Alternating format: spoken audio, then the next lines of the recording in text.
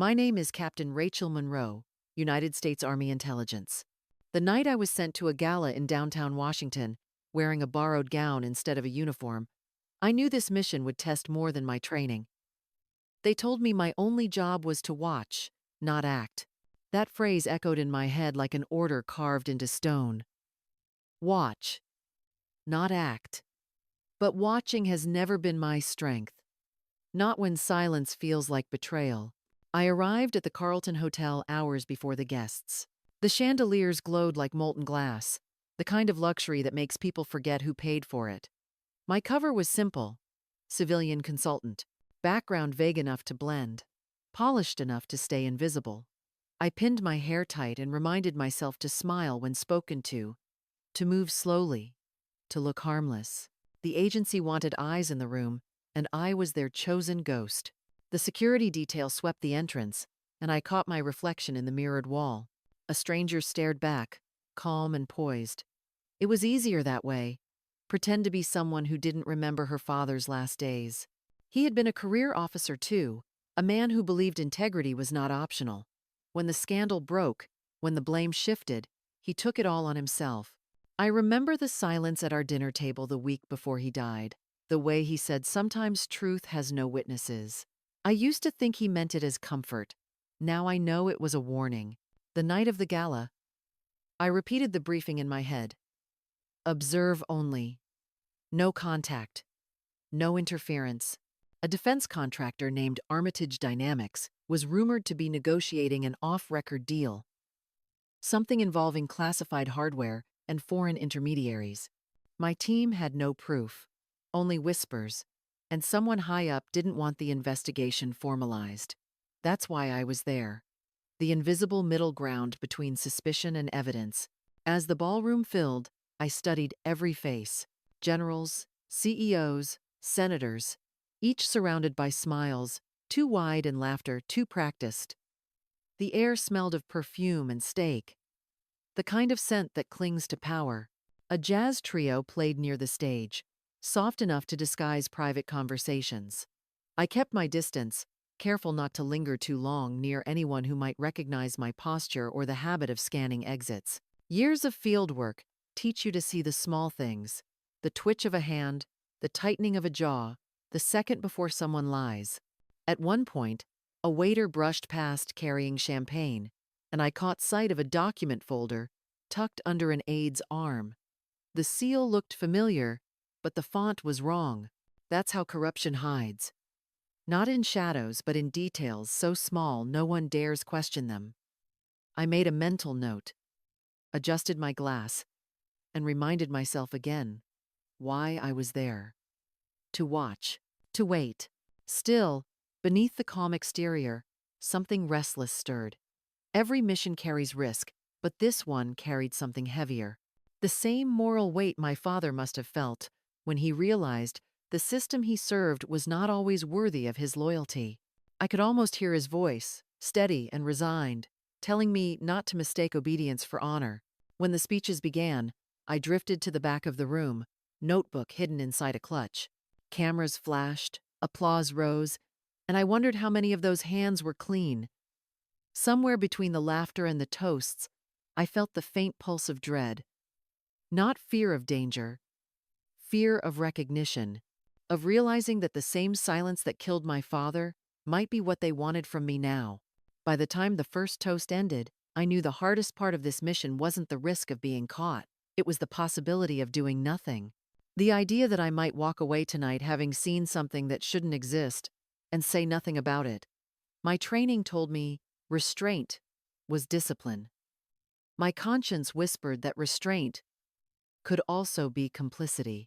And in that quiet moment, under glittering lights and hollow laughter, I understood how easy it is for duty to blur into denial.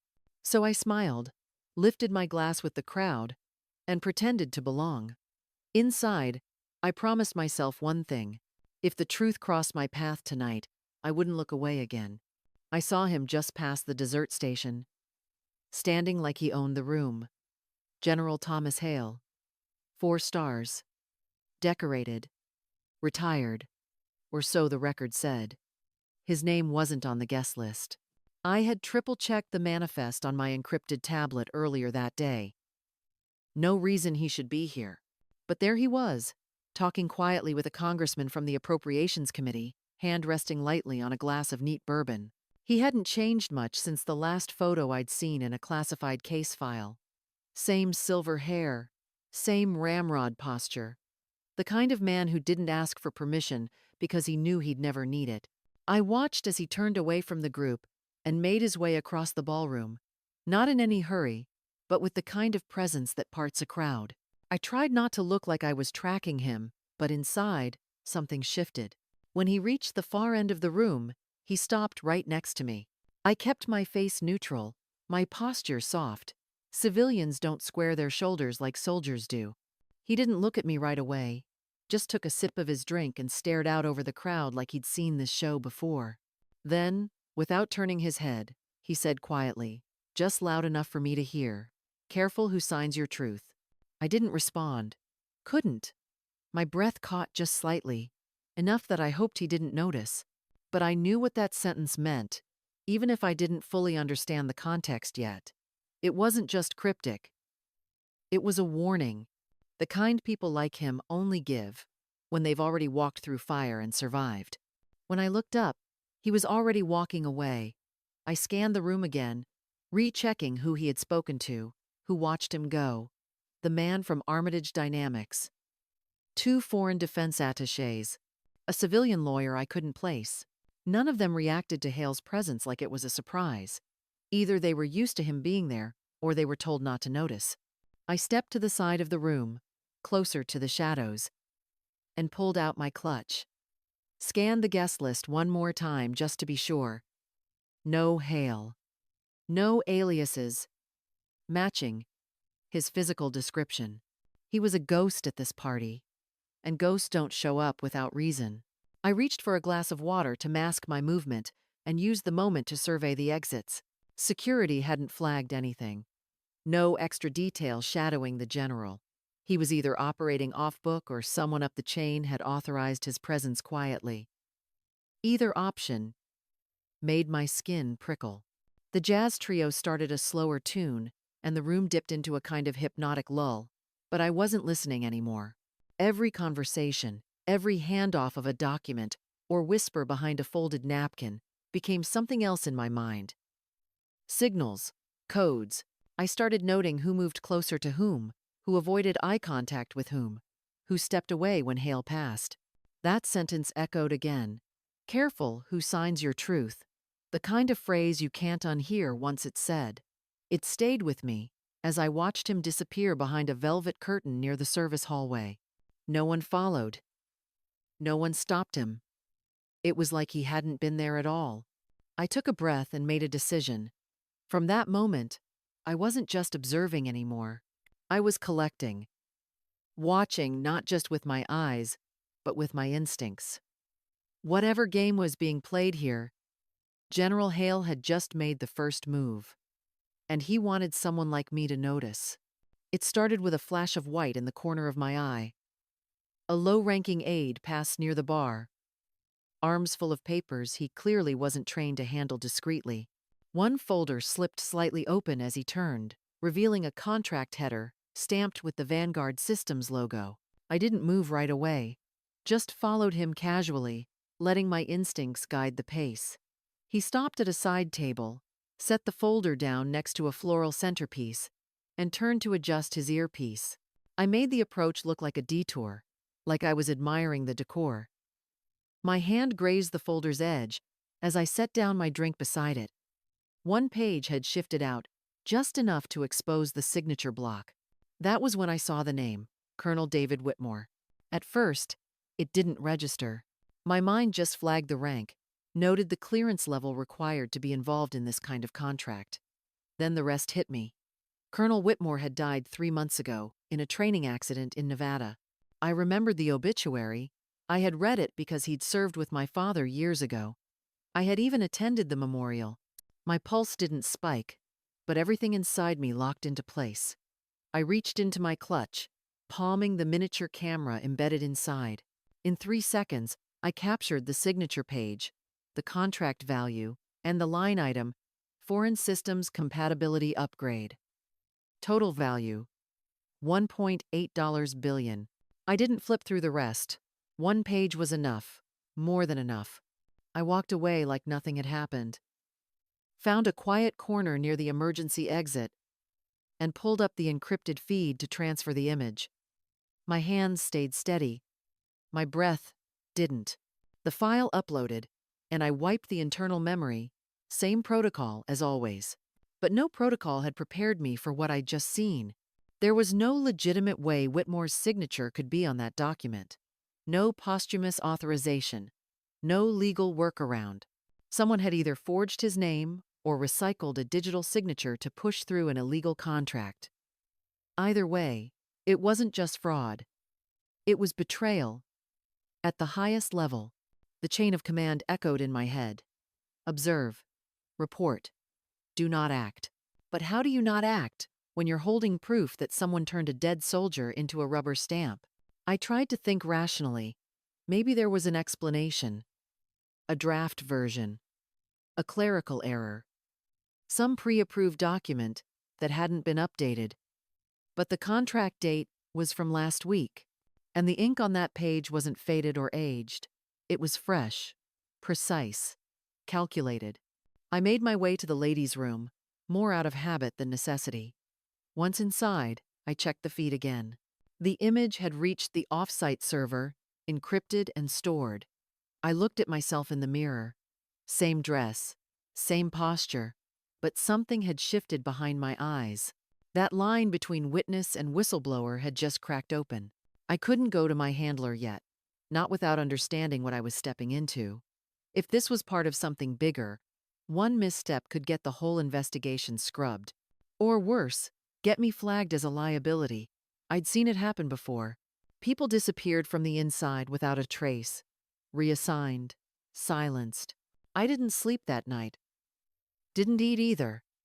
I went back to my hotel, locked the door, and reviewed the image until I could recite every word from memory. I started pulling old procurement records. Anything linked to Vanguard Systems. Anything that might hint at a pattern. The pieces didn't fit yet, but they were real.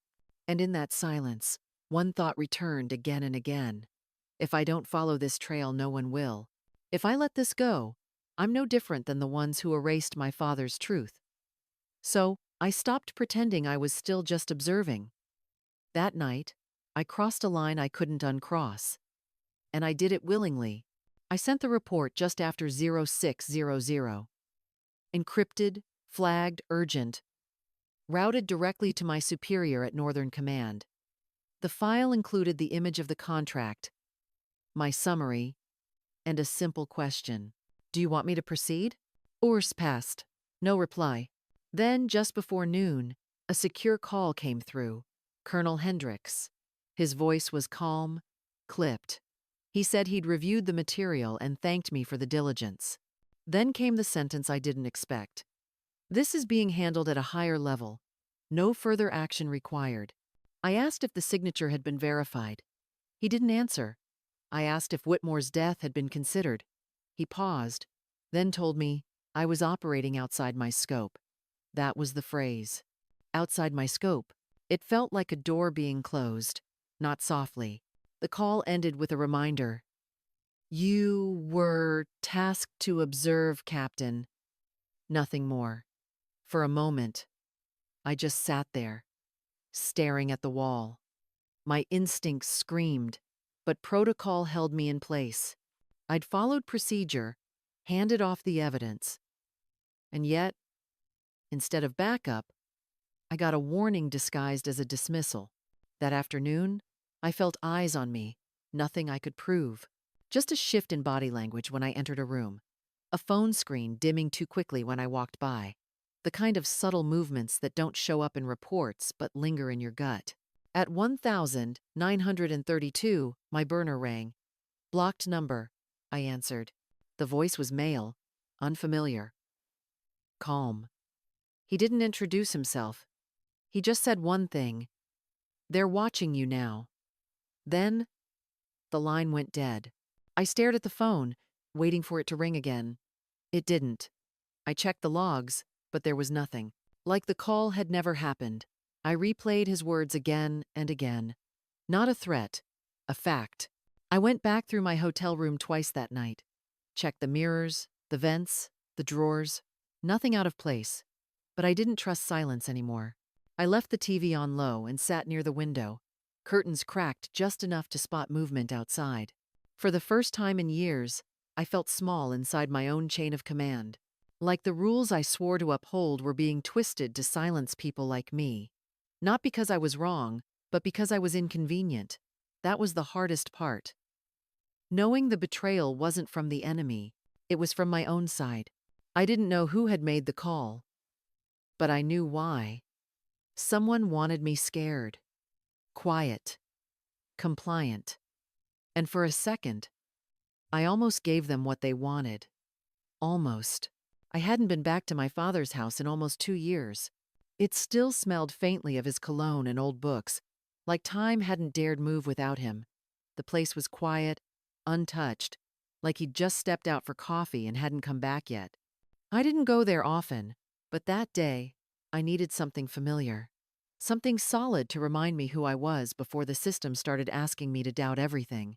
I moved slowly through each room, fingers trailing along dusty shelves and framed citations.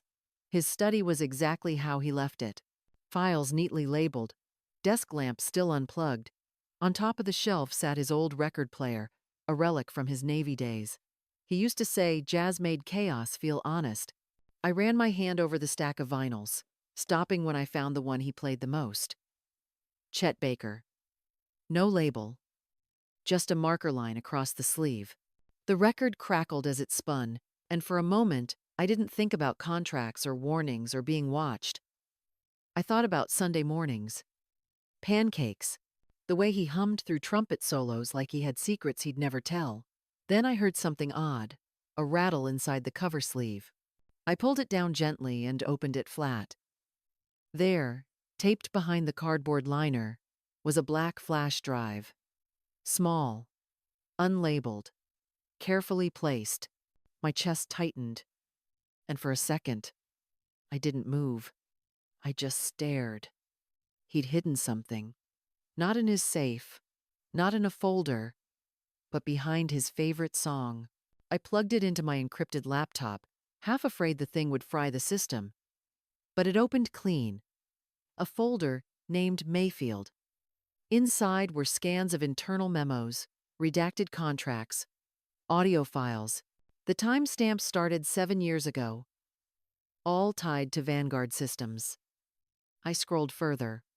One document caught my eye. A project approval form with General Thomas Hale's digital signature. My hand started to shake. Page after page laid out a pattern. Inflated procurement costs. Shell companies. Equipment billed to units that didn't exist. And beneath it all, dead-end paper trails that pointed nowhere, but always circled back to the same contractor. My father hadn't just suspected corruption. He'd documented it. And he'd kept it hidden from everyone, including me. I remembered how he used to go quiet when the news talked about defense spending, how he stopped attending certain officer reunions, how his smile thinned every time someone mentioned Hale. It wasn't just regret he'd carried, it was knowledge. The kind that could ruin careers or end lives. One audio file stood out. It was a conversation, scratchy but clear. My father's voice. Calm, steady, asking someone if they were sure this would hold up. The other voice said it would if the signatures didn't surface. Then came a pause, and the words that made my stomach turn. They won't. Not unless someone breaks protocol. I closed the laptop and sat back, the record still spinning softly behind me. Jazz filled the silence like it always had. Only now, it sounded different. Not comforting. More like a code. My father had left me something more than memories. He'd left me a key. I stayed in that room for hours, reading everything. Not because I didn't believe it, but because I had to be sure that this wasn't paranoia, that what I was seeing connected to what I'd found in D.C. The contracts, the false signature, the warning from Hale, it was all part of the same chain, and my father had started pulling it years before I ever joined Intel. When I finally stood up, I felt something shift in my spine. Like a weight I hadn't known was there, had finally settled into place. I wasn't chasing shadows anymore. I had proof. I had motive. I had legacy. And I wasn't going to let any of it get buried again. I used every ounce of clearance I had to call the meeting. No agenda, no lead time, just a direct order routed through secure channels. They showed up because they had to. 6 officers, 3 civilians from oversight, and a rep from legal I'd never met before. I waited until the last one crossed the threshold, then walked to the back of the room and turned the lock. The sound echoed louder than I expected. A few heads turned. Someone asked what was going on. I didn't answer. I walked straight to the front of the room, plugged in my drive, and loaded the first slide. The seal of Vanguard Systems filled the screen. I said only one thing to start. I locked the doors. Then I spoke. I laid it out from the beginning. The contract at the gala. The forged signature. The digital trail my father had left behind. The voices on the recording. The pattern of fraud that stretched across years and billions. No accusations yet. Just facts. Just proof. A few officers shifted in their seats. One cleared his throat, clearly annoyed. Another leaned forward, reading every line like he already knew what was coming. I kept going. No pauses, no permission asked. Midway through, I saw someone in the back slowly angle their phone upward. Recording. He thought he was being subtle. He wasn't, but I let him. Part of me hoped the footage would leak. Maybe the truth needed a bigger audience than I could reach from inside. By the time I showed the document with Hale's signature, the room had gone dead quiet. One colonel stood and asked where I got this material. I told him I'd inherited it, along with the silence that had buried it. No one moved. No one told me to stop. But no one offered support either. Just blank stares. Legal whispered something to oversight. Someone scribbled notes, without lifting their eyes. I finished with one sentence. If we let this slide, we don't deserve the uniforms we wear. Then I walked back to the door. My hand rested on the lock, but I didn't turn it yet. I looked each of them in the eye. Not to intimidate, to remember, because I knew this might be the last time I'd stand in a room like that with any authority. Then I said it again. I locked the doors. Then I spoke. Let the record show what happened next was their choice, not mine. And I opened the door. They didn't yell. No threats, no raised voices.